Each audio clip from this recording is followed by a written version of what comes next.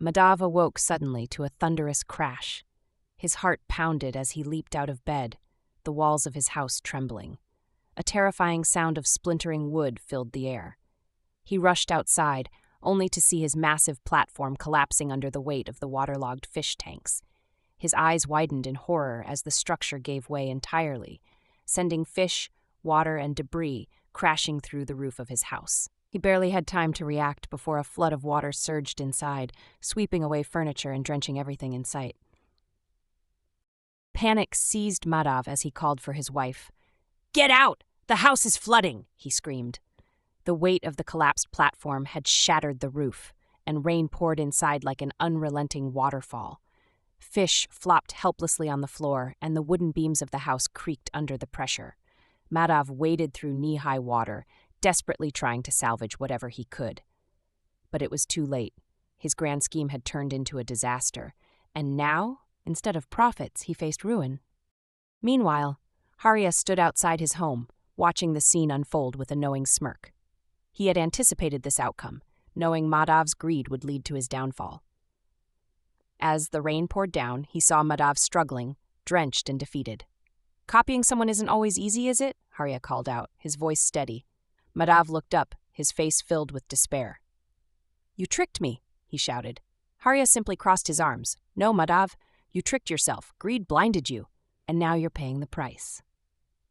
By morning, the storm had passed, but the damage remained. Madhav's house was in ruins, the collapsed platform now a heap of debris. The fish he had planned to sell lay scattered across the muddy ground, their value reduced to nothing. He sat on what was left of his doorstep, his head in his hands. Harya, meanwhile, tended to his goats, unharmed and well-fed. With a calm demeanor, he approached Madhav. "I did warn you," he said, placing a hand on his shoulder. "Success isn't about copying others, it's about thinking smart." Madhav let out a long sigh, his arrogance finally shattered. "I should have listened," he admitted. "I kept trying to beat you instead of finding my own way." Harya nodded. "You always tried to outdo me instead of working on something unique. If you'd spent that energy on your own ideas, you could have been successful too."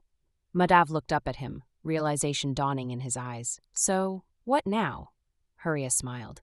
"You start fresh, but this time you think for yourself." It was a lesson learned the hard way, but one that Madhav would never forget.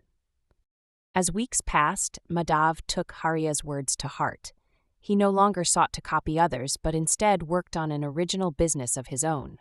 Slowly but surely, he rebuilt his life. He even approached Harya for advice, and for the first time, the two men worked together instead of against each other. Harya, having outwitted his rival, continued to thrive.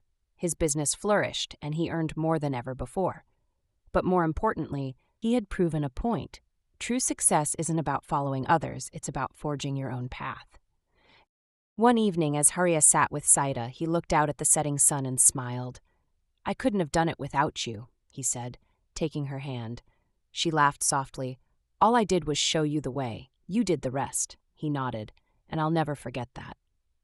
As they watched the sky turn shades of orange and pink, he realized that beyond wealth, beyond success, the greatest reward was the wisdom gained along the way.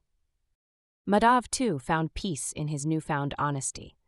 Though he had lost everything, he had gained something far more valuable, a fresh start. He no longer envied Harya, but respected him. Their rivalry had ended, and in its place, an unlikely friendship blossomed. The town, once amused by their competition, now marveled at their camaraderie. It was a tale that people spoke of for years to come, a lesson in ambition, wisdom, and the true nature of success. And so, Harya's story became one of legend, passed down through generations as a reminder that true success isn't about copying others, but about thinking ahead, working hard, and staying true to oneself. No longer burdened by competition, Harya lived a prosperous life, forever grateful for the lesson that had changed his fate. And as for Madhav, he had learned his lesson well, proving that even the most stubborn hearts could change when given the right guidance. As the years went by, both men continued to grow, their lives intertwined in a story of rivalry turned friendship. Their children played together, their families shared meals, and the town they lived in thrived with their newfound unity. What had started as a battle for success had turned into a partnership of wisdom. And in the end, they both learned that real success isn't measured in money or competition. It's measured in the lessons learned along the way. And so, with the sun setting over their town, Haria and Madhav sat side by side, no longer enemies, but allies. The past was behind them, and the future stretched ahead, bright, promising, and filled with the possibilities of a life well lived.